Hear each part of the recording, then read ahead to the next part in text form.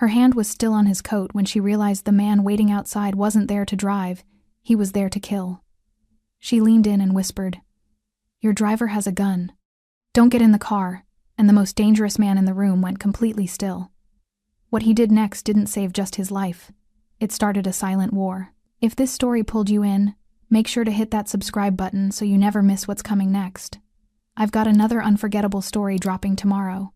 And while you're here, jump into the comments and tell me where you're watching from. I love seeing our community from all around the world. All right, let's get back into it. Anna's hand steadied as she reached for Casper Desmet's coat, the wool fabric still holding the faint chill from the February night outside. 40 minutes until her shift ended. 40 minutes she'd been replaying what she'd seen in that alley, the gun passing from gloved hand to trembling palm, the hooded figures melting into shadow. But this moment was different. The restaurant's main dining room hummed with the quiet conversation of people who never checked prices. The air thick with truffle oil and aged wine, underscored by something darker, Casper's presence, sandalwood and danger, filling the space around him like an invisible perimeter. Candlelight from the crystal sconces caught the edges of his profile, sharp and controlled, illuminating the polished floors Anna had swept just hours before. The chandelier overhead threw fragments of amber light across his shoulders, each crystal worth more than 6 months of her wages. "Everything satisfactory this evening?" Anna asked, her voice professional, practiced. Casper glanced up from buttoning his coat, his movements deliberate, unhurried. Dark hair slicked back perfectly, jaw clean-shaven, white shirt crisp beneath the black suit jacket. Not the man everyone whispered about in hushed tones. Not to look at him.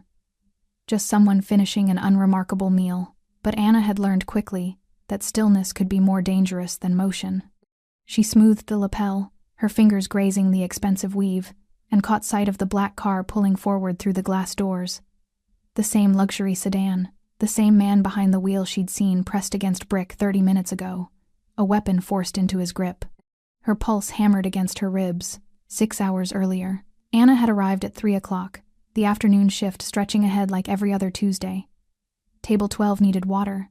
Table 7 wanted their check split 4 ways.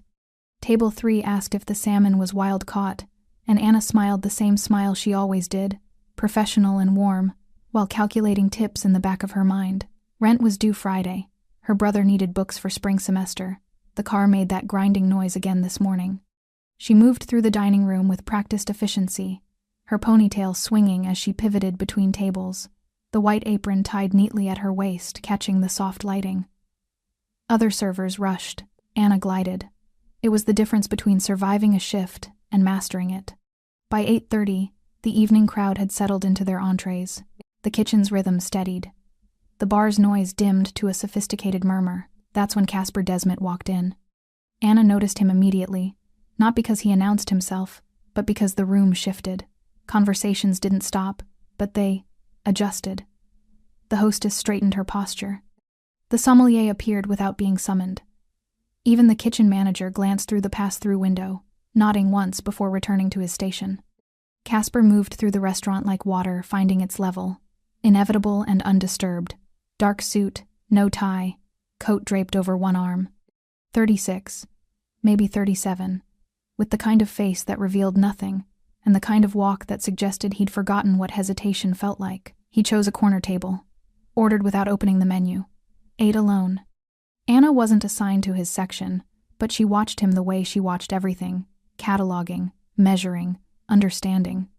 In 3 years of waiting tables, she'd learned to read people faster than she read specials. Casper Desmet didn't fidget, didn't check his phone, didn't scan the room for validation. He simply was. An hour later, the trash bin in the kitchen overflowed. "Anna, can you grab that?" Miguel called from the dish pit, elbow deep in suds. She pulled the heavy bag from its container, tied it off, and pushed through the back door into the alley. Cold air hit her face, sharp and clean after the restaurant's warmth. She turned left toward the dumpster, her shoes scuffing against wet pavement. That's when she heard them. Voices. Low. Urgent. Wrong. Anna froze, the trash bag still in her hand, and pressed herself against the brick wall. 20 feet away, 3 figures in dark hoodies surrounded a 4th man. Even in the dim light from the single overhead bulb, she could see his terror. "Now," one of the hooded figures said, voice flat and final. No delays, no excuses. Something metal gleamed between them. A gun, changing hands. I can't, the frightened man started. You will, tonight, or your family learns what happens when debts go unpaid. The man's hands shook as he accepted the weapon, shoving it inside his jacket with the mechanical movements of someone whose choices had been stripped away. Anna's breath caught in her throat. She should move, should leave, should pretend she'd seen nothing. Instead, she memorized faces, heights, the way the lead figure stood with his weight on his left leg, the watch on the frightened man's wrist expensive, incongruous with his fear. The target leaves at 10, the hooded figure continued. You drive, you finish this. Understood? The frightened man nodded, defeated. The figures dispersed into shadow, leaving him alone with his trembling hands and his impossible task. Anna waited until the alley emptied, then walked to the dumpster on legs that felt disconnected from her body. She dropped the trash bag inside, the sound echoing too loud in the sudden silence. When she returned to the kitchen, Miguel asked if she was okay. Fine, Anna lied. Just cold. But her mind raced, piecing together fragments. The target leaves at 10. It was 9:45. Someone in this restaurant was going to die tonight, and the weapon was already in motion. She pushed through the swinging doors into the dining room, scanning tables with new urgency. Who was important enough to kill? Who was dangerous enough to warrant 3 armed men in an alley? Then she saw the black car pulling forward through the glass entrance. Luxury sedan, tinted windows, and behind the wheel, the frightened man from the alley. Anna's stomach dropped. She turned, following the trajectory of service, and found him, Casper Desmet, standing now, sliding his arms into his long black coat, preparing to leave, alone, unguarded, about to walk directly into an assassination dressed as a simple car ride home. No one else saw it. No one else could see it. Only Anna knew. She had maybe 30 seconds before he reached the door. 30 seconds to decide between silence and survival, his and possibly her own. Anna moved. She crossed the dining room with purpose, not urgency, and reached him just as he adjusted his collar. His eyes met hers, cool and assessing, a question forming before she gave him time to ask it. Allow me, Anna said quietly, reaching for his coat. Her fingers smoothed the fabric across his shoulders, professional and precise. She leaned closer, her voice dropping to a whisper only he could hear. Your driver has a gun. Don't get in the car. Casper Desmet froze. Then, slowly, his hand stopped moving toward the door. Casper didn't turn his head, didn't react. His hand simply paused at his side, fingertips barely brushing the interior pocket of his coat, where Anna suspected he kept something more than a wallet. Repeat that, he said, his voice barely above a murmur, eyes still fixed somewhere past her shoulder toward the entrance. Anna's heart hammered against her ribs, but her hands remained steady, still adjusting the collar as if this were nothing more than exceptional service. Your driver, the black sedan outside, he has a gun. Someone forced him to take it. 30 minutes ago, in the alley. For 3 seconds, nothing happened. Then Casper's jaw tightened almost imperceptibly, and he reached up, covering her hand with his own not roughly, but with enough pressure to still her movements. To anyone watching, it looked like a gentleman steadying an overzealous server. To Anna, it felt like being held in place by something immovable. You saw this? His eyes finally met hers. They were darker than she'd expected. Colder. I heard it. Saw them. 3 men, hooded. They told him to finish a job tonight or his family would pay. Anna's voice remained level, professional, as if discussing wine pairings. He didn't want to do it, but he took the gun anyway. Casper released her hand and took a small step backward, his expression shifting from assessment to calculation. He glanced toward the entrance where the sedan idled, exhaust curling in the February air. The driver sat motionless behind the wheel, waiting. Step back, Casper said quietly. Go to the kitchen. Stay there. Anna didn't move. He's terrified. Whoever's making him do this. I said go. Casper's tone didn't rise, but something in it made her spine straighten. Not cruelty. Command. The kind of voice that expected obedience because it had never been denied. Anna took 2 steps backward, then stopped at the edge of the dining room. She couldn't leave. Not now. Not when she'd already crossed the line between witness and participant. Casper pulled his phone from his pocket, typed something with his thumb, then slipped it away. He didn't call anyone, didn't raise an alarm, just sent a message and waited. 10 seconds later, 2 men in dark suits materialized from opposite ends of the restaurant. Anna hadn't seen them before, hadn't even registered their presence, but now they moved with purpose, flanking the entrance without blocking it. One spoke into his wrist. The other's eyes never left the sedan outside. Casper buttoned his coat slowly, deliberately, as if he had all the time in the world. Then he walked toward the entrance with the same unhurried stride he'd used entering. No fear, no hesitation, just control. The hostess reached for the door handle. "Leave it," Casper said. She froze, hand suspended midair, then stepped aside. Casper stopped 3 feet from the glass, close enough to see the driver's face clearly in the glow of the restaurant's exterior lights. The driver stared straight ahead, hands gripping the steering wheel, knuckles white even from this distance. One of Casper's men approached, leaned close, murmured something Anna couldn't hear. Casper nodded once. The man walked outside, circling the sedan casually, as if admiring the vehicle. When he reached the driver's side, he tapped on the window. The driver flinched, then slowly lowered the glass. Whatever conversation happened next lasted less than 20 seconds. Then the driver's door opened, and the man emerged on unsteady legs, hands visible, palms empty.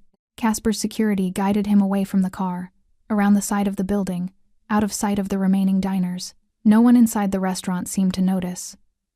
Conversations continued. Wine flowed. Desserts arrived at table 6. Anna's breath came shallow and fast. She'd expected confrontation, violence, something that matched the danger she'd witnessed in the alley. Instead, she'd watched a problem dissolve into shadow without a single raised voice. Casper turned from the entrance and found her still standing there, disobeying his order to leave.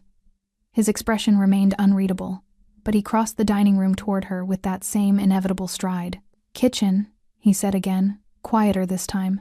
"Now." Anna's legs finally obeyed.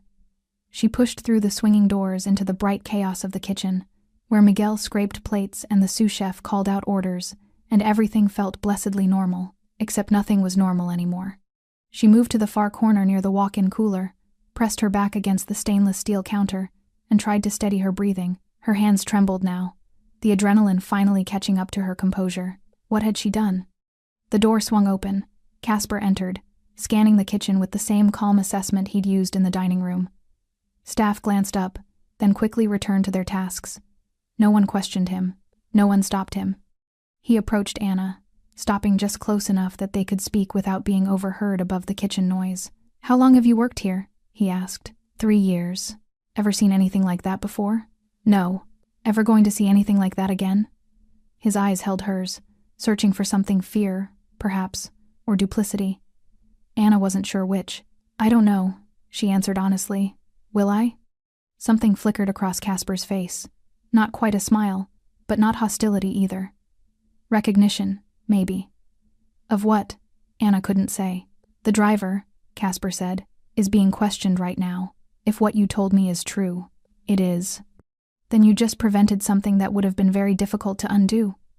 He paused, studying her. "Why did you tell me?" Anna blinked. "Because someone was about to kill you. You don't know me, don't know what I do, don't know if I deserve killing." "Doesn't matter." The words came out firmer than she intended.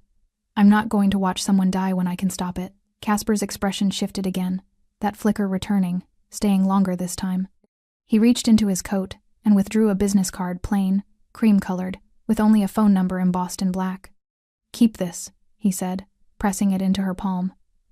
"If anyone approaches you, if anything feels wrong, if you remember any detail you didn't tell me, you call that number." Anna stared at the card. "I don't want trouble." "Too late." Casper's voice softened, just barely. "You're already in it. The question is whether you're in it alone or not." He turned toward the door, then paused, glancing back over his shoulder. "Thank you," he said, "for the warning." Then he was gone, leaving Anna standing in the fluorescent brightness of the kitchen, holding a phone number that felt heavier than it should, wondering what exactly she'd set in motion. The driver's name was Thomas Crane. Anna wouldn't learn this until later, but in the moment Casper's men escorted him into the private dining room behind the restaurant's wine cellar. He was just a terrified man who'd made the mistake of owing money to the wrong people. Casper stood across from him, coat removed now, sleeves rolled to his elbows. The room was windowless, designed for intimate business dinners that required absolute discretion, Tonight it served a different purpose. Thomas sat in a leather chair, hands trembling on the armrests. He hadn't been restrained, hadn't been touched, but the two men flanking the door made it clear that leaving wasn't an option. "Tell me about the gun," Casper said, his voice calm, almost conversational. Thomas swallowed hard. "I don't. The 9mm currently sitting in my associate's hand, the one you had in your jacket 15 minutes ago. That gun." Casper pulled out a chair and sat, leaning back with the ease of someone conducting an exit interview. "Start with who gave it to you." Silence stretched between them. Thomas's eyes darted to the door, then back to Casper, then to his own shaking hands. "My family," Thomas finally whispered. "They said my family." "Names," Casper interrupted. "I need names, Thomas, or this conversation becomes significantly less pleasant." Thomas's breath came in short, ragged bursts. "I don't know names. I swear. They came to my apartment 3 weeks ago. Said I owed $60,000 for some investment that went bad. Said the interest was compounding daily. I tried to explain I didn't even make that investment. My brother did. But he's gone, disappeared, left me with focus," Casper said quietly. "Tonight. The alley. What did they tell you?" Thomas closed his eyes. "They said there was a way to clear the debt. One job, drive you home like normal. But when we got to a red light on Ashford, I was supposed to." He couldn't finish the sentence. "Shoot me." Thomas nodded miserably. "I didn't want to. I've never hurt anyone. I'm a driver. That's all I am. But they showed me pictures of my daughter. 8 years old. They knew where she goes to school, what time she gets picked up, what her favorite." His voice cracked. "What was I supposed to do?" Casper stood and walked to the small bar in the corner, pouring 2 glasses of whiskey. He handed one to Thomas, who stared at it like it might be poisoned. "Drink," Casper said. "It'll steady your hands." Thomas obeyed, gasping as the liquid burned down his throat. Casper returned to his seat, swirling his own glass thoughtfully. "These men. Describe them." "Hooded, dark clothing. The one who did most of the talking had an accent. Eastern European, maybe. Russian. He wore a gold watch, thick chain. The other 2 just stood there. Backup, I guess." "The location where you were supposed to do this. Ashford. That's not my usual route home." Thomas nodded. "They told me to suggest it. Say there was construction on the main road. You wouldn't have questioned it." Casper's jaw tightened almost imperceptibly. "And after? What were you supposed to do after?" "They'd have a car waiting. I was supposed to leave the scene, get in their vehicle, and they'd take care of the rest. Clean up. My family would be safe. Debt cleared." Thomas laughed bitterly. "I actually believed them. For about 30 seconds, I thought maybe I could do it, and everything would be okay." "It wouldn't have been," Casper said flatly. "They would have killed you within the hour. Can't leave witnesses who know the plan." The color drained from Thomas's face. "I know that now." Casper leaned forward, elbows on his knees, studying the driver with the intensity of someone reading fine print. "You've worked for me for how long?" 11 months. "Ever had a problem? Ever felt disrespected? Underpaid?" "No, never. You've been, fair. More than fair. Then why not come to me 3 weeks ago when they first approached you?" Thomas's eyes filled with tears. "Because I was ashamed. Because I thought I could handle it myself. Because I didn't want you to know that my brother screwed up so badly that his mess became mine." He wiped his face roughly. "And because I was scared. Not of you, of them." Casper set his glass down with a soft click. "Do you know who I am, Thomas? What I do? I know enough. Then you understand that what happened tonight, what almost happened, isn't just an attempt on my life. It's a declaration. Someone wanted me dead badly enough to leverage your family. To put a weapon in the hands of a man who's never fired one, that tells me they're desperate, sloppy, or arrogant enough to think it would work." Thomas nodded slowly, not quite understanding where this was going. "It also tells me," Casper continued, "that they're watching my operation closely enough to know my drivers, my routines, my vulnerabilities." He stood, pacing to the far wall.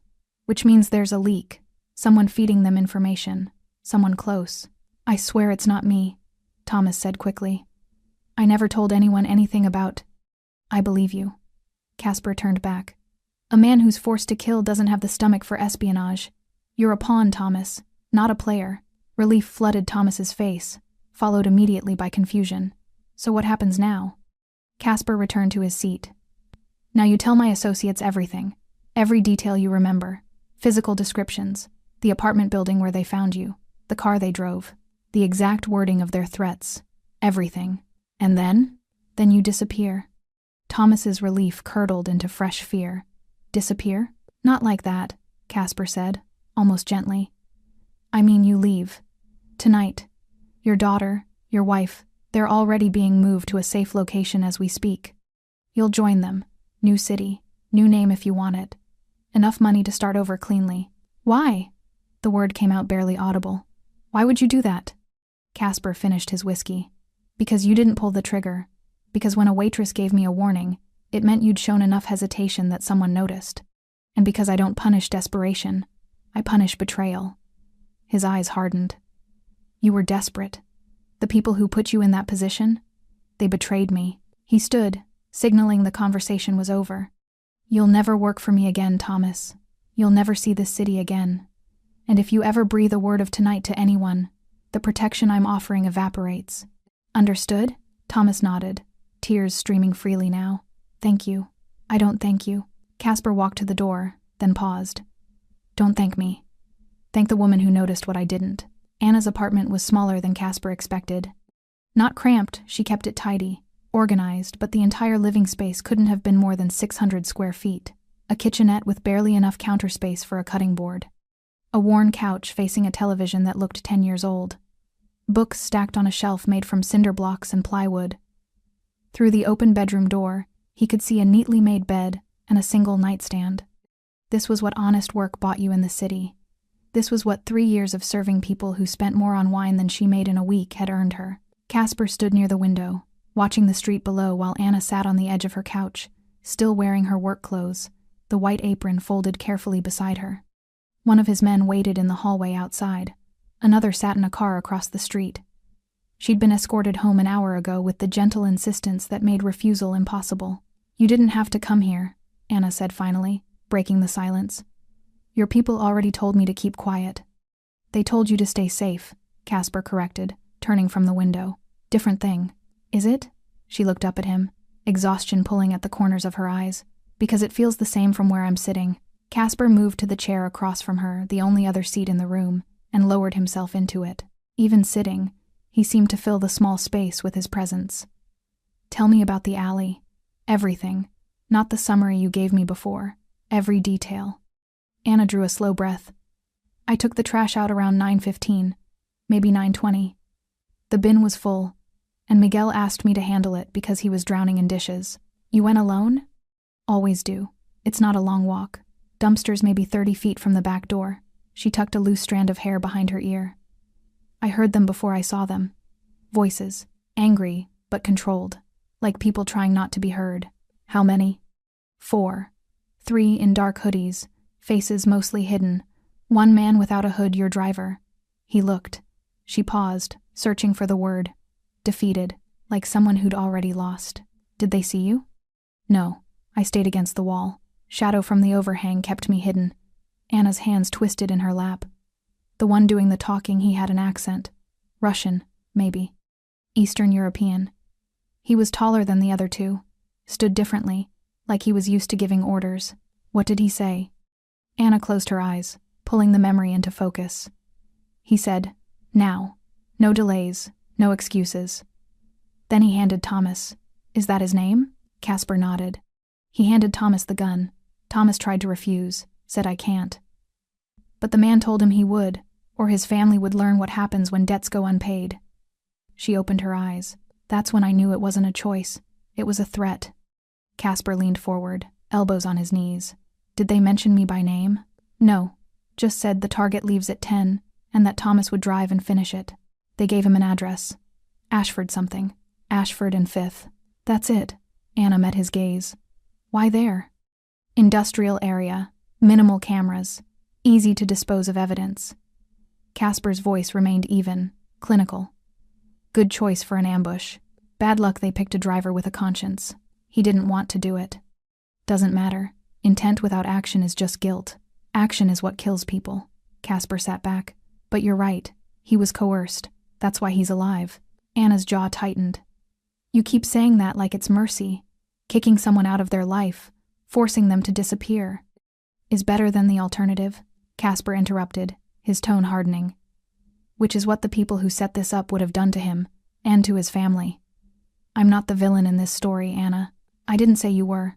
You were thinking it. She held his gaze for a long moment, then shook her head. No. I was thinking you're someone who lives in a world I don't understand, where guns and threats and forced disappearances are just Tuesday. They are, Casper said simply. For me, but they shouldn't be for you, which is why I'm here. Anna straightened. I told you I don't want trouble. And I told you it's too late. Casper pulled his phone from his pocket, scrolled through something, then turned the screen toward her. This is the car the men in the alley were driving, partial plate, caught on a camera 2 blocks from the restaurant. Anna stared at the image. Black SUV, tinted windows. Unremarkable except for the dent in the rear bumper. My people are running it now, Casper continued. Within 48 hours, we'll know who owns it, where it's been, who was inside. He pocketed the phone. When we find them, things will happen quickly, quietly, but they will happen. Why are you telling me this? Because you're part of this now, whether you want to be or not. Casper's expression softened slightly, though his eyes remained sharp. You saw them. You heard them. If they find out someone warned me, if they start asking questions, your name will come up.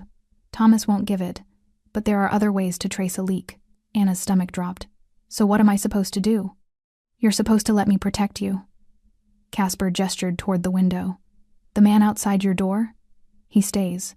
The one in the car? He stays. You go to work, you come home, you live your life, but you don't do it alone. Not until this is finished. For how long? As long as it takes. Anna stood abruptly, pacing to the kitchenette. She gripped the edge of the counter, staring at nothing. I just wanted to help. I saw something wrong, and I tried to fix it. That's all. I know. Casper rose, moving toward her but stopping several feet away, giving her space. And because you did, you saved my life. That means something to me. It means I don't let you face the consequences alone. She turned, searching his face. Why do you care? You don't even know me. You're right, I don't. Casper's voice dropped, losing its edge. But you knew enough about me to risk your job. Maybe your life, warning me about a threat. You didn't ask for anything, didn't hesitate. You just acted. He paused. People like that are rare, worth protecting. Anna held his gaze, something shifting in her chest, not trust, not yet, but maybe the beginning of understanding. Okay, she said quietly. How does this work? Casper's shoulders relaxed fractionally. It works with you staying alert, noticing things, and calling me if anything feels wrong. He handed her a second card, identical to the first. Keep one here. Keep one with you. Always. She took it, the cardstock smooth between her fingers. And Anna? Casper moved toward the door. Thank you, again, for seeing what no one else did. Then he was gone, leaving her standing in her small apartment, holding a phone number that felt like both a promise and a warning. 3 days passed like held breath. Anna went to work, smiled at customers, refilled water glasses, recited specials with the same practiced ease she always had. But now, every time the back door opened, her pulse quickened.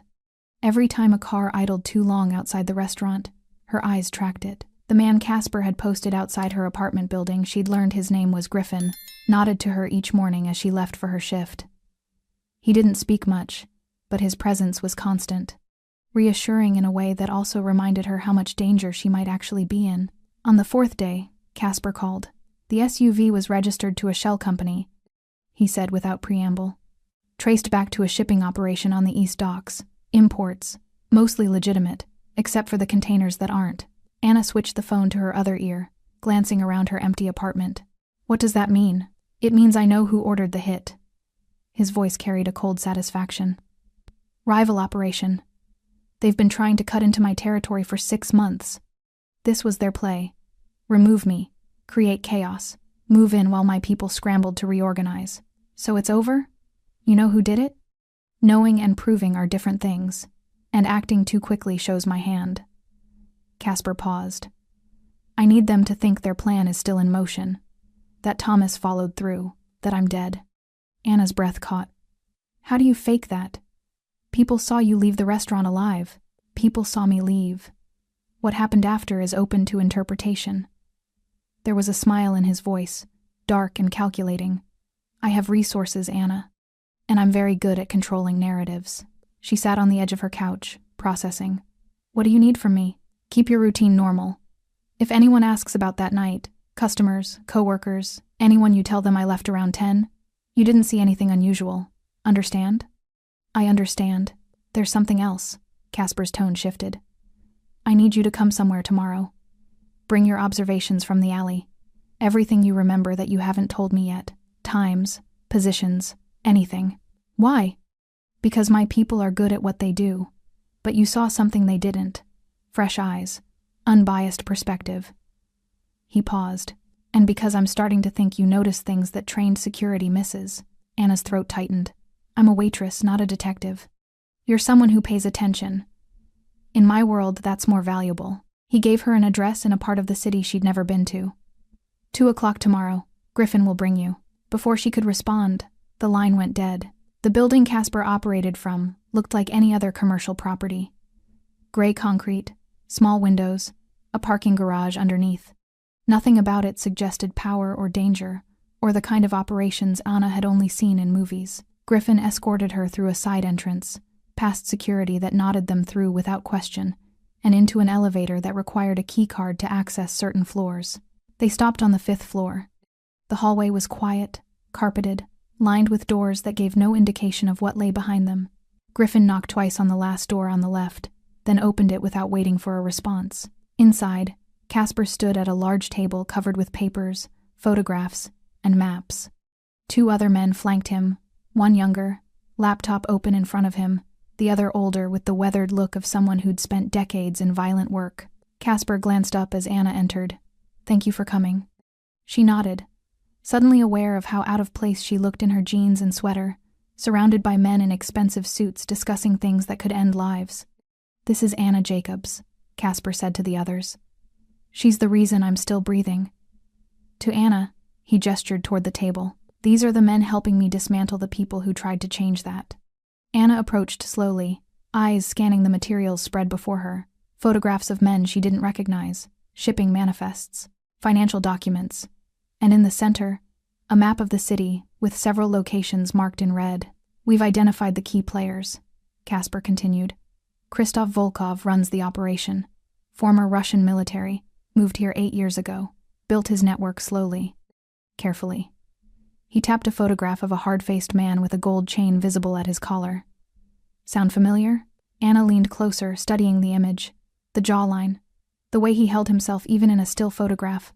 "That's him, the one from the alley." "You're certain?" "Yes. He wore that same chain. I remember seeing it catch the light." The younger man typed something rapidly. "Confirms our intel. Volkov's been careful not to leave digital traces, but physical identification from an eyewitness changes things." Casper circled the table, stopping beside Anna. "What else do you remember? The other 2 men. Did they have any distinguishing features?" Anna closed her eyes, pulling herself back to that night. Cold air, brick wall against her back. Fear making everything sharper, clearer. One of them had a tattoo on his hand, right hand, between thumb and forefinger. Dark ink, but I couldn't see the design clearly. Height? Build? Shorter than Volkov, maybe 5 to 9. Stockier. The third man was taller, thin, moved like he was nervous. The older man looked at Casper. "Matches descriptions of 2 of Volkov's regular crew, Pavel and Dmitri." Casper nodded slowly. "What about timing? You said 9:15 when you went to the alley? 9:20 maybe." "I wasn't checking my watch, but the dinner rush was winding down. That usually happens between 9 and 9:30 on weeknights." "And how long were you outside?" Anna thought back.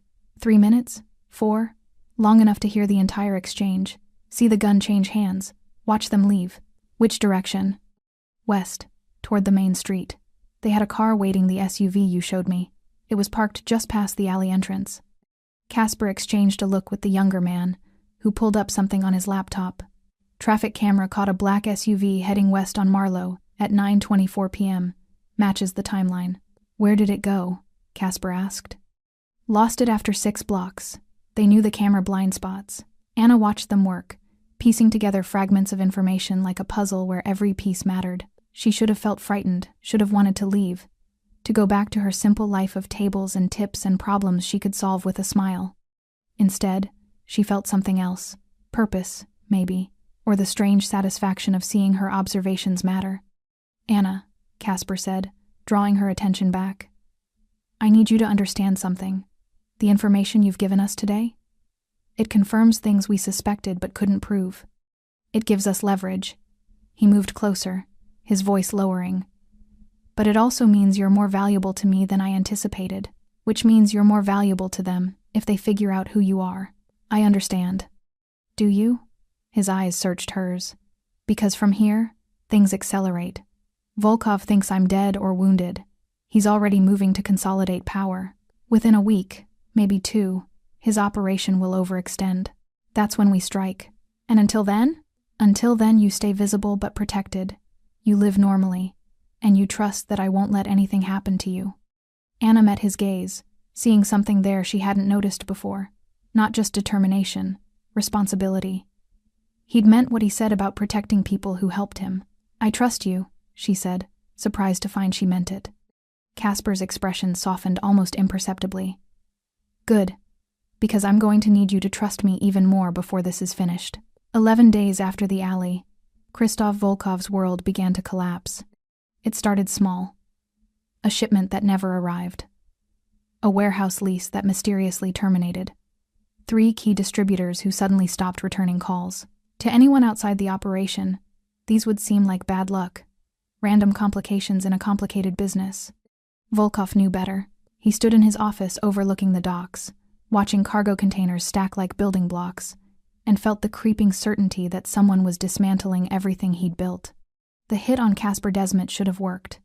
Should have created the chaos he needed to expand into vacant territory. Instead, there'd been silence. No news reports, no police activity, no funeral, no power vacuum. Just nothing. And now, his own infrastructure was failing piece by piece. "Find out what happened to Desmet," he told Pavel, who stood near the door with his tattooed hand clenched at his side. "I want confirmation. Body. Death certificate. Something." "We've been looking," Pavel said carefully. "There's nothing. It's like he disappeared. Men like Casper Desmet don't disappear." Volkov turned from the window. "Either he's dead and someone's hiding it, or he's alive and we're all in trouble." Pavel shifted uncomfortably. "What about the driver? Thomas?" "Gone. Family too. Can't track them." Volkov's jaw tightened, which means someone helped them disappear. Someone with resources. "So Desmet's alive." "Desmet's alive," Volkov confirmed, "and he's coming for us." Anna learned about the unraveling from Casper during one of their increasingly frequent conversations.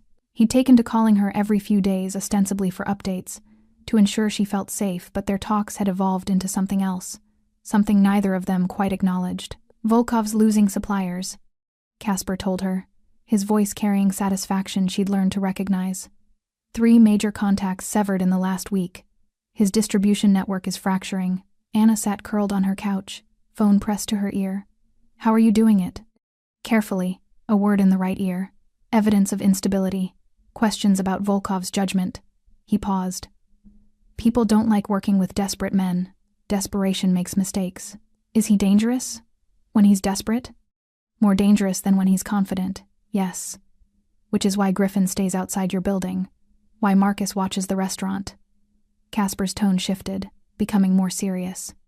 "I need you to stay alert, Anna. Volkov's smart. If he starts asking the right questions, your name might surface." Anna's stomach tightened. What kind of questions? Who was working that night? Who might have seen something?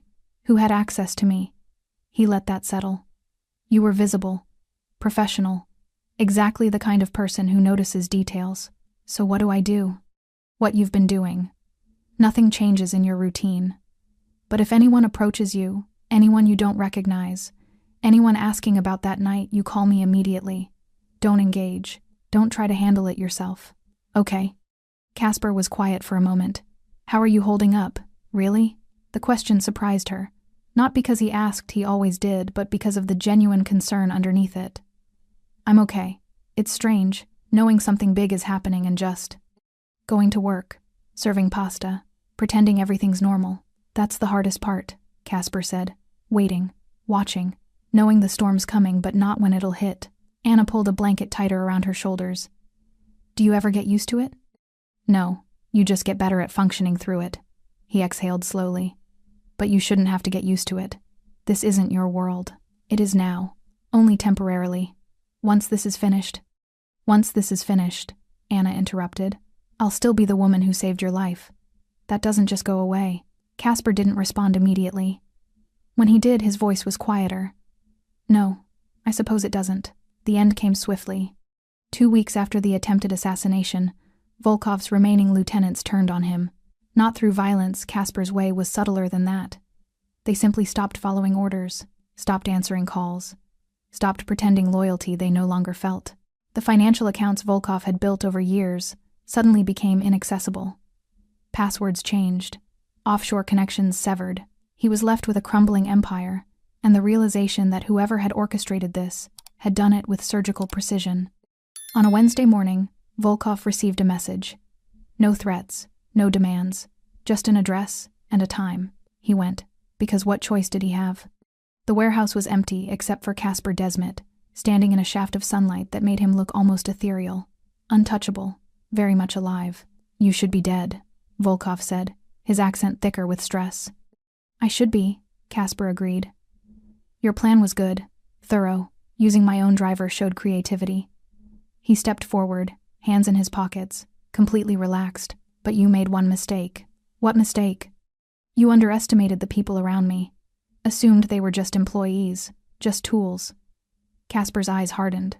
One of those tools had a conscience. Another had sharp eyes. Together they saved my life. Volkov's face darkened with understanding. The driver talked. The driver was terrified, threatened, forced to make an impossible choice. Casper stopped 5 feet away. I don't punish people for being afraid. I punish people for ambition that costs me time and peace. So what now? You kill me? No. Casper's smile was cold. I do something worse. I leave you alive with nothing. No organization, no money, no reputation. You'll live knowing that you tried to take what was mine and failed so completely that even your own people abandoned you. He gestured toward the warehouse exit. There's a car outside. It'll take you to the airport. You have a ticket to Prague. One way. Take it. Disappear. Start over somewhere I'll never have to think about you again. And if I refuse? Then you won't make it to the car. Casper's expression didn't change. But I don't think you'll refuse. Survival is instinctive, even for men like you. Volkov stood frozen, weighing options that didn't exist. Finally, he turned toward the exit, shoulders slumped in defeat. Christov, Casper called. Volkov looked back. If I ever hear your name again, if you ever try to return, to rebuild, to take revenge, there won't be a conversation. There won't be mercy. There will just be an ending. Understand? Volkov nodded once, then walked out into the morning light. That evening, Casper called Anna. It's done, he said simply. Anna released a breath she didn't know she'd been holding. He's gone? He's gone. His operation is dismantled. The people who helped him are scattered. Casper paused. You're safe now. Truly safe. Anna sat in her small apartment, Griffin's familiar presence outside her door, and felt something release in her chest. What about Thomas? His family? Relocated. New city. New life. They're fine. Another pause. I kept my word.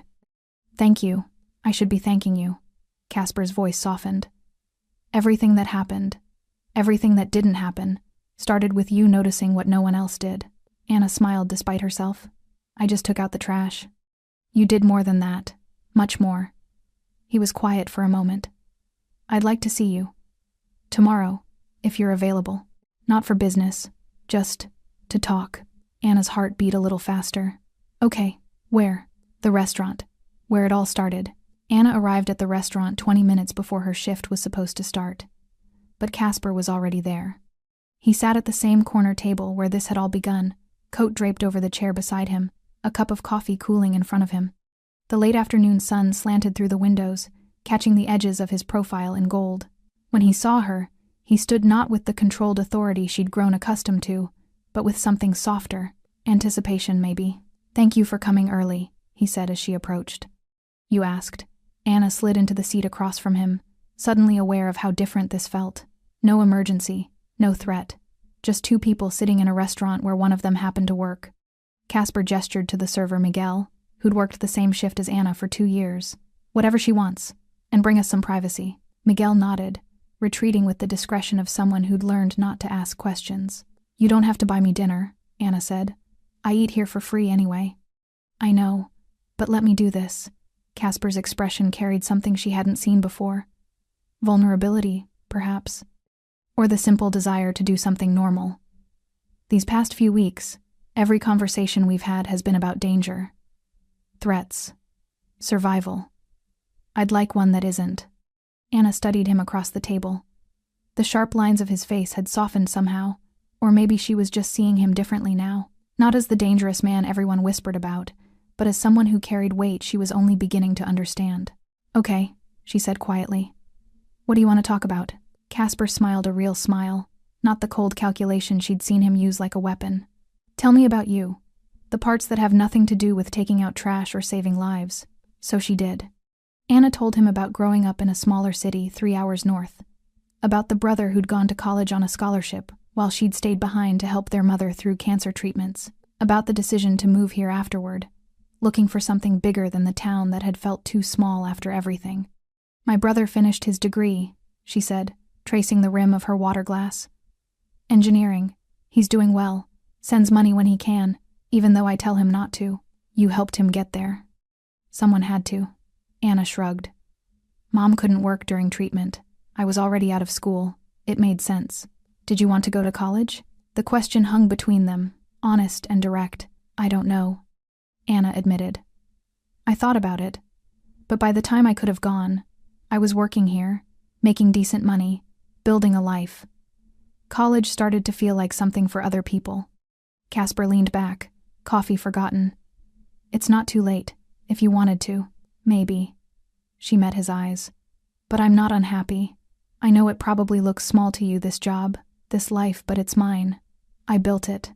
That matters." "It does," Casper said, and she could hear that he meant it. "More than you know." Their food arrived, Miguel, placing plates in front of them with quiet efficiency before disappearing again. Anna had ordered without thinking, muscle memory from years of knowing the menu. Casper had chosen something simple, elegant. They ate in comfortable silence for a while, the restaurant filling around them with the early dinner crowd. Anna watched him cut his food with precise movements, everything controlled, even here. But she noticed other things too. The way his shoulders relaxed when he thought no one was watching. The faint lines around his eyes that suggested he smiled more than his reputation implied. "What about you?" Anna asked. "How does someone become this?" Casper set down his fork. "You mean how does someone become the man people threaten to kill? I mean, how does someone build what you've built, run what you run?" She paused. "Live the way you live." He was quiet for a long moment, weighing how much to tell her. "My father ran this city's docks 30 years ago, not legally, but effectively. I grew up understanding that power isn't always visible. Sometimes it's quiet, careful." He picked up his water glass. "When he died, I was 23, too young, too inexperienced. Everyone expected me to fail, but you didn't." "No. I learned quickly that survival requires 2 things, knowing who to trust and accepting that control is temporary." His eyes found hers. "I built something more stable than what my father had. More legitimate, in most ways. But that stability comes with a price, people trying to take it. Always." Casper's expression darkened slightly. "Volkov wasn't the first, won't be the last. There's always someone who thinks they can do it better. Take what's yours. Build their empire on your ruins." Anna set down her fork, no longer hungry. "Doesn't that exhaust you, constantly watching for the next threat?" "Yes," the honesty in his voice surprised her. "But I don't know how to be anything else. This is what I know, what I'm good at." "You're good at other things too." Casper raised an eyebrow. "Like what?" "Listening, protecting people who help you, keeping promises." Anna leaned forward slightly. "Not punishing a terrified driver when you could have. Giving him and his family a second chance. That's not just control. That's compassion." Something shifted in Casper's expression, a crack in the armor he wore so carefully. "Most people don't see it that way. Most people don't see you the way I do." The words settled between them, heavier than Anna had intended. but she didn't take them back. Casper held her gaze, and in that moment, the restaurant seemed to fade. The other diners, the soft music, the clatter of dishes, all of it became background noise to the understanding passing between them. "Anna," he said quietly, "you should know something." "What?" "These past few weeks, talking to you, making sure you were safe, it stopped being just about protection." He leaned forward, forearms on the table. "It became about wanting to hear your voice, wanting to know you were okay, not because I owed you, but because I cared." Anna's breath caught. "Casper, I'm not asking for anything," he continued. "I know our worlds are different. I know I brought danger into your life that you never asked for. But I needed you to know that you changed something for me, made me remember that there are people worth protecting for reasons beyond strategy or obligation." Anna reached across the table, her hand covering his. His skin was warm, solid, real. "You changed something for me too. Made me realize I'm capable of more than I thought.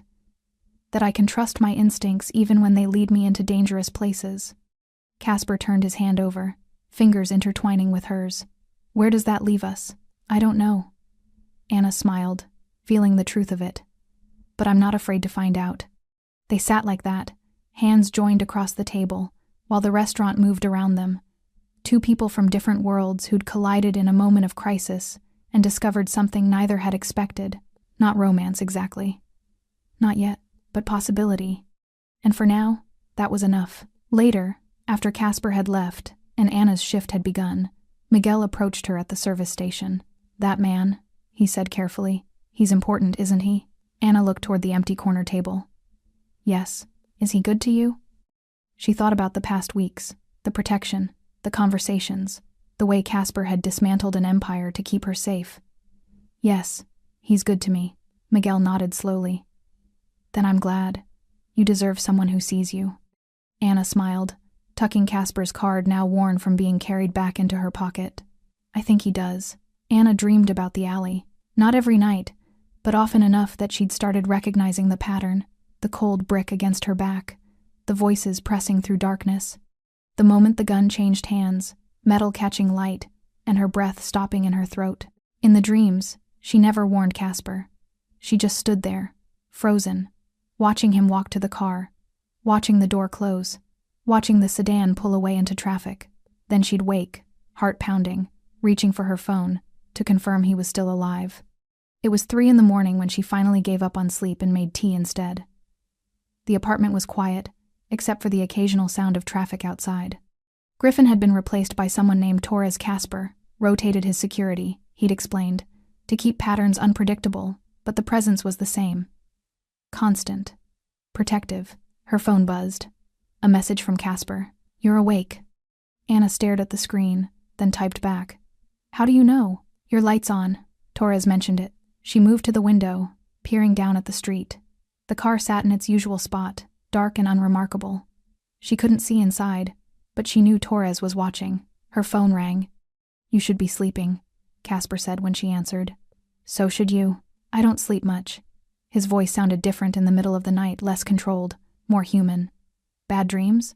Anna carried her tea to the couch, curling into the corner. "How did you know?" "Because I have them too. Different scenarios. Same theme." He paused. "What happens if I don't notice? Don't react fast enough. Don't survive. But you did survive. Because of you." The weight in those words settled between them. "Anna, I've been thinking about that night, about how close it came, about what would have happened if you'd been on a different schedule, if the trash had been taken out earlier, if you'd chosen not to say anything." "Don't," she said quietly. "Don't think about the what-ifs. I can't help it. My entire life is built on reading situations, predicting outcomes, staying 3 steps ahead. And I didn't see this coming. Didn't suspect Thomas. Didn't notice my routine had become predictable enough to exploit." His frustration bled through. "A waitress saw what trained security missed.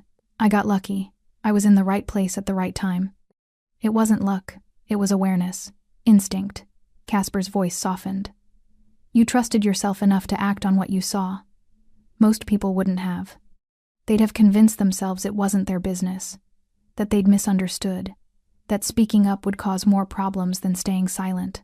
Anna sipped her tea, thinking about that moment. The decision that had taken maybe 3 seconds but changed everything. I was terrified. I know. I thought you might not believe me, that I'd look crazy, paranoid, that your security would remove me and I'd lose my job, but you spoke anyway. Because not speaking felt worse. She set down her cup. Because watching you die when I could have prevented it, I couldn't live with that. Casper was quiet for so long she thought the connection had dropped. Then, I need to show you something. Can Torres bring you somewhere? Anna glanced at the clock. 3:17 in the morning. Now? Now. If you're willing. She should have said no. Should have asked questions, demanded explanations. Instead, she found herself saying, "Give me 10 minutes to change." The car drove for 20 minutes, leaving the city center and heading toward industrial areas Anna rarely visited. Torres said nothing, following GPS directions with professional efficiency. They pulled up to a warehouse that looked abandoned, windows dark, parking lot empty, except for one vehicle she recognized, Casper's car. Torres opened her door. "He's inside. I'll be here." Anna walked to the entrance, finding it unlocked. Inside, motion sensor lights flickered on, illuminating a vast open space that had been converted into something between a gym and a dojo. Training mats covered the floor. Equipment lined the walls, and in the center, Casper stood in a t-shirt and dark pants, looking more unguarded than she'd ever seen him. "What is this place?" Anna asked, her voice echoing. "Where I come when I can't sleep, when the thoughts get too loud."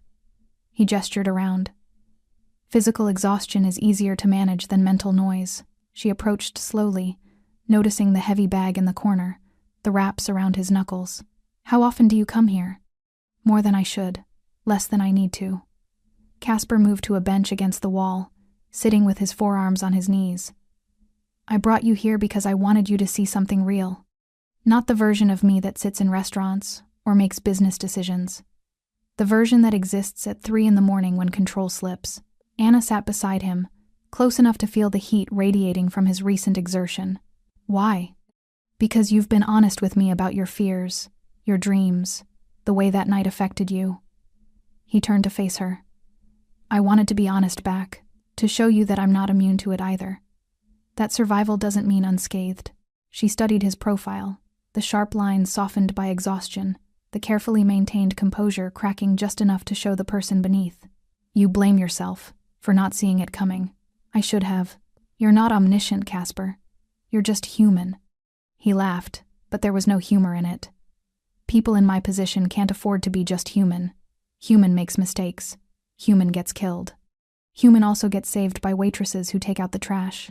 Anna reached for his hand, feeling the rough texture of the hand wraps. "You survived because I warned you, yes. But also because you listened. Because you trusted someone you had no reason to trust. That's not weakness. That's wisdom." Casper's fingers tightened around hers. "I've spent 15 years building walls, maintaining distance, trusting only people I've vetted through years of loyalty tests." He met her eyes. "And then you appeared, and everything I thought I knew about trust became irrelevant." "What do you mean?" "I mean I trusted you immediately, completely, without hesitation or doubt." His voice dropped lower. "That terrifies me more than the assassination attempt." Anna's breath caught. "Why?" "Because caring about someone makes you vulnerable, gives your enemies leverage, creates weak points in armor you've spent years perfecting." He lifted their joined hands, studying them like a puzzle he couldn't solve. "And I can't seem to stop caring about you, no matter how many logical arguments I make." The words hung between them, raw and honest and impossible to take back. Anna leaned closer, their shoulders touching. "I'm scared too. Of this, of what it means, of how different our lives are. We don't have to figure it out tonight." "No." She rested her head against his shoulder, feeling him tense briefly before relaxing.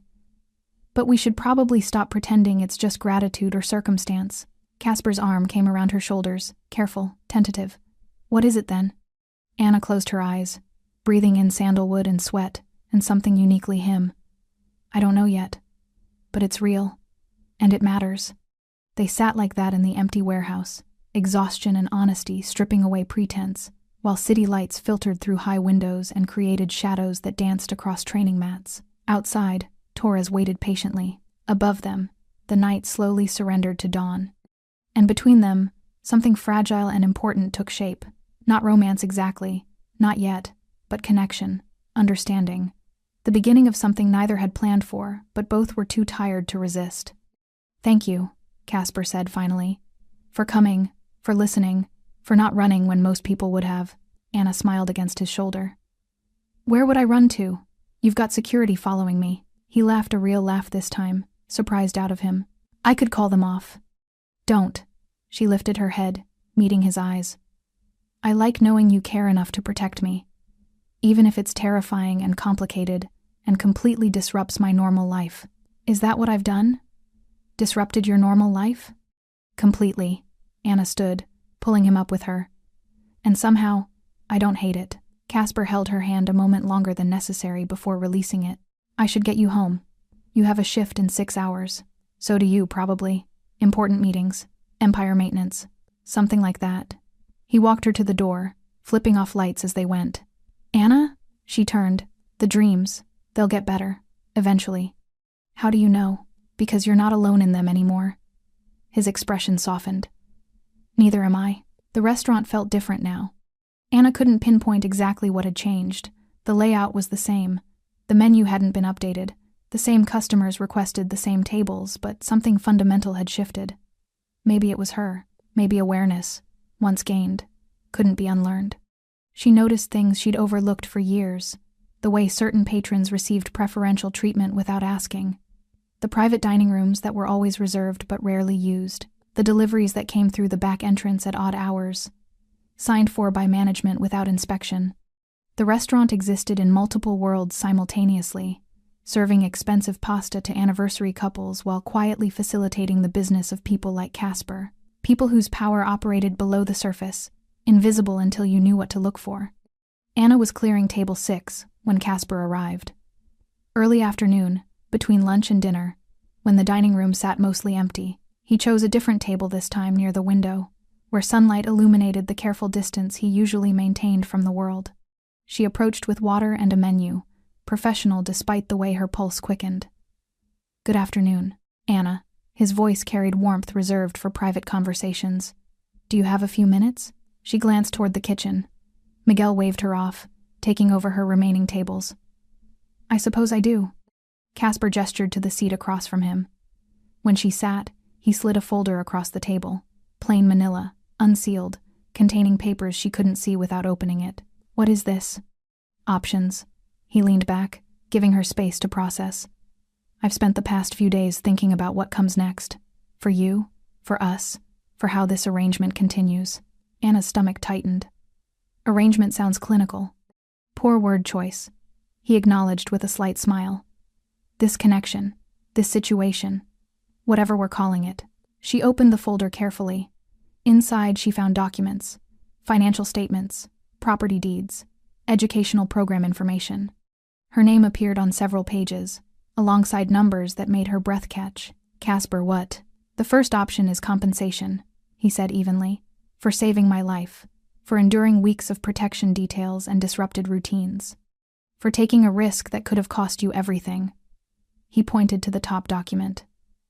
"That's a reasonable sum based on the value you provided." Anna stared at the number. More money than she'd make in 5 years of waiting tables. Maybe 10. "The second option," Casper continued, pointing to another page, "is education. Full tuition to any program you choose. Business, liberal arts, whatever interests you. No strings attached. I don't. The third option is employment.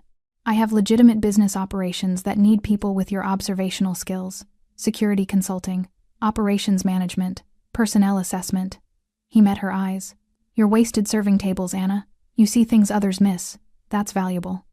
She closed the folder slowly, processing. "And if I don't want any of these options, then you choose none of them. Keep working here. Keep living your life. I respect whatever decision you make." Casper's expression softened. "But I needed to offer. Needed you to know that I value what you did. What you gave up for a stranger's safety." Anna pushed the folder back toward him. "I don't want your money, Anna. I don't want compensation for doing the right thing, for acting on basic human decency." She leaned forward, voice firm. "If you pay me, it becomes a transaction. It reduces what happened to economics. And that's not what it was." Casper studied her for a long moment. "Then what was it?" It was a choice, made freely, without expectation of reward. Anna held his gaze, and it led to something I didn't anticipate. This. Us. Whatever we're becoming. You can't pay for that. Shouldn't try to. He withdrew the folder slowly. Most people would take the money. I'm not most people. No. Casper's voice carried something like awe. You're really not. They sat in silence for a moment, the afternoon sun casting geometric patterns across their table. Other diners filtered in gradually, the restaurant waking from its midday lull. There is something I want, Anna said finally. Name it. Honesty. About what you do. About what it means to be in your world.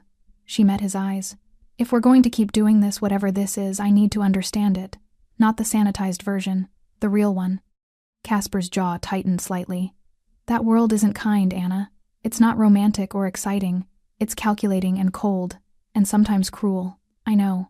I've seen the edges of it. She reached across the table, hand palm up. But I can't navigate something I don't understand. Can't make informed choices about where this goes if I'm operating on assumptions. He placed his hand in hers. If I show you, you can't unsee it. I couldn't unsee the alley either. Didn't stop me from acting. Casper's fingers tightened around hers. All right, but we do this carefully, gradually. And the moment you want out, you say so. No judgment, no consequences. Agreed. He lifted their joined hands, studying them thoughtfully. You're changing me, you know. Making me question things I've accepted for years. Like what? Like whether power requires isolation. Whether trust is always a liability. Whether someone from outside this world can understand it without being consumed by it. He lowered their hands but didn't release hers. You're an experiment, Anna Jacobs. The question I'm trying to answer. And what question is that? Casper's expression turned serious, vulnerable in ways she'd only glimpsed before. Whether someone like me deserves someone like you. Anna's throat tightened. That's not a question you should be asking. Why not? Because it assumes you're something less than human. That your choices have erased your capacity for connection. She squeezed his hand. You've made decisions I probably couldn't make. Done things I might not agree with. But you've also protected people. Kept promises. Shown compassion when you could have chosen cruelty. That doesn't balance the scales. Maybe not. But it means you're more than the worst things you've done. Anna smiled softly. Just like I'm more than a waitress who took out the trash at the right moment. Casper stood, pulling her up with him. They stood close in the empty space between tables, afternoon light creating a private world within the public restaurant. I need you to understand something, he said quietly. The people I've removed, the operations I've dismantled, the choices I make, they have consequences. Real ones, for real people. I know, and you're still here. I'm still here. Anna held his gaze. Not because I'm naive about what you do, but because I see the whole person. The careful man who listened to a warning, the strategic mind that protected a frightened driver. The person who comes to warehouses at 3 a.m, because control has limits. Casper's hand came up slowly, carefully, cupping her face with a gentleness that contradicted everything else about him. I don't know how this ends. Neither do I. Anna leaned into his touch. But I'm tired of pretending it's not happening. He kissed her, then soft, tentative, like someone learning a language they'd never thought they'd need. Anna's hands found his shoulders, steadying herself against the rush of everything this meant. When they pulled apart, Casper rested his forehead against hers. This complicates things. Everything was already complicated. Fair point. He stepped back reluctantly as other diners glanced their way. I should go. You have a shift to finish. Casper. She caught his hand. Thank you, for the options, for respecting my choice, for being honest. Thank you for seeing me clearly and staying anyway. He brought her hand to his lips briefly. Dinner tomorrow? Somewhere that isn't here? I'd like that. He left through the front entrance, coat over one arm, moving with his usual controlled grace. But Anna saw the difference now. The slight softening in his shoulders, the almost smile he tried to suppress. Miguel appeared beside her. That man is falling for you. Anna watched Casper's car pull away. I think I'm falling for him too. Is that wise? Probably not. She picked up the folder he'd left behind despite her refusal. But wisdom isn't always the point. Anna stood in the alley behind the restaurant, trash bag in hand, breathing cold February air. 2 months had passed since the night that changed everything. 2 months of careful integration into Casper's world, not as an insider, but as someone who understood the edges, who asked questions, who listened without judgment, but maintained her own moral compass. It hadn't been easy. There were conversations that challenged her assumptions, decisions Casper made that she disagreed with, moments when the gulf between their experiences felt impossible to bridge. But there were other moments too. Quiet dinners where they talked about nothing important, late-night phone calls that lasted until dawn, the gradual realization that connection didn't require identical worldviews, just mutual respect and willingness to understand. The back door opened. Casper emerged, dressed casually in jeans and a sweater, looking more relaxed than she'd seen him in weeks. "You're here," she said, smiling. "You asked me to meet you in the place where it all started." He approached slowly, hands in pockets. Seemed appropriate. Anna set down the trash bag, no longer needing the pretense. "I've been thinking about that night, about the choice I made, about how many tiny factors had to align perfectly for me to be here at the right moment." "Fate?" Casper asked, skepticism in his voice. "Maybe. Or maybe just probability playing out across millions of moments." She moved closer to him. "But I realized something important. It wasn't just luck. It was awareness, willingness to trust my instincts even when they led somewhere scary." "Where are you going with this?" Anna reached into her apron pocket, pulling out a small envelope. "I'm giving notice at the restaurant. 2 weeks. Casper's expression shifted to concern. "Anna, if this is about the money I offered..." "It's not. I still don't want your money. Don't want a job in your organization." She handed him the envelope. "Open it." He did, carefully, revealing an acceptance letter. "University admission. Business program. Starting in the fall semester." "You applied," he said softly, something like pride in his voice. "I applied. Used my own savings for the application fee. Wrote my own essay. Got accepted on my own merits." Anna took the letter back, holding it carefully. "But you were right about one thing. I was wasting my potential serving tables. Not because service work is beneath me, but because I stopped challenging myself, stopped believing I deserved more." Casper pulled her close, arms wrapping around her shoulders.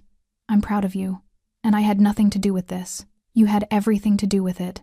Anna pressed her face against his chest. "You saw something in me I'd stopped seeing in myself. Reminded me that awareness and instinct have value. That one moment of courage can change everything." They stood like that in the alley where it all began, while delivery trucks rumbled past and kitchen noise filtered through the door, and the city moved around them with indifferent momentum. "So what happens now?" Casper asked finally. "You go to school, build a different life. Where does that leave us?" Anna pulled back enough to see his face. "That depends. Can you handle being with someone who has her own ambitions? Her own goals that don't revolve around your world? Can you handle being with someone whose world involves things you might never fully agree with?" "I think we've been figuring that out for 2 months now." She smiled. "And we're still here, still choosing each other despite the complications." Casper cupped her face gently. "I love you. I didn't plan to, didn't expect to. But somewhere between warnings about guns and conversations at 3 a.m, it happened." Anna's breath caught. "I love you too. The whole complicated, dangerous, surprisingly tender version of you." He kissed her there in the alley, deeper than before, with the certainty of someone who'd stopped fighting what they felt. When they finally separated, both breathless, Casper rested his forehead against hers. "We're going to face challenges. People who question this relationship. Situations that test whether we can make this work." "I know. But I want to try. Want to figure out how your world and mine can coexist without one consuming the other." Anna nodded. "We take it slow. Stay honest. Respect boundaries. And keep choosing each other even when it's hard." "Deal." Casper stepped back, though his hand found hers immediately. "Come on. Let's get out of this alley. I know a place that makes better coffee than the restaurant. Lead the way." They walked toward his car together, fingers intertwined, while Anna's mind catalogued this moment the same way she'd catalogued that first night. The temperature, the light, the feeling of something ending and something else beginning. Griffin waited by the car, opening the door for them both. He nodded to Anna with something like approval. As they drove away from the restaurant, Anna looked back at the alley one final time. The place where she'd seen something wrong and chosen to speak. The moment that had cascaded into everything else. "No regrets?" Casper asked, watching her reflection in the window. "Not one." She turned to face him. "I took out the trash and saved your life. found love in the space between danger and ordinary moments, learned that courage doesn't require certainty, just willingness to act. Casper lifted her hand to his lips. The woman who spoke changed everything with a whisper. Just a waitress adjusting a coat. No. His eyes held hers with absolute certainty. Never just anything. You're the person who saw what others missed, who trusted her instincts, who proved that power doesn't always announce itself. Sometimes it's quiet, observant, and brave enough to intervene. Anna settled against his shoulder, watching the city pass outside the window. Somewhere ahead, fall semester waited. New challenges, different paths, but also possibility, growth, the chance to build something that honored both who she'd been and who she was becoming. Behind them, the restaurant grew smaller in the distance. The alley where it all began disappeared from view. But the choice Anna had made that night, the moment she'd decided survival mattered more than silence, continued, rippling forward, shaping everything that came after. Sometimes, salvation begins with noticing what others overlook. Sometimes, love grows in the space between warning and trust. And sometimes, the most important thing you can do is simply speak when staying silent would be easier. Anna had spoken. And in doing so, she'd saved more than just one life. She'd saved the possibility of two people finding each other across impossible distances and choosing, against all logic and wisdom, to try. That was enough. More than enough. It was everything. Thanks for staying with this story right till the final moment. You're the reason these stories come alive. If you're ready for another powerful journey, just tap the next video on your screen. And before you go, leave a quick comment and rate this story from 1 to 10. I'm excited to see your thoughts and connect with you down there.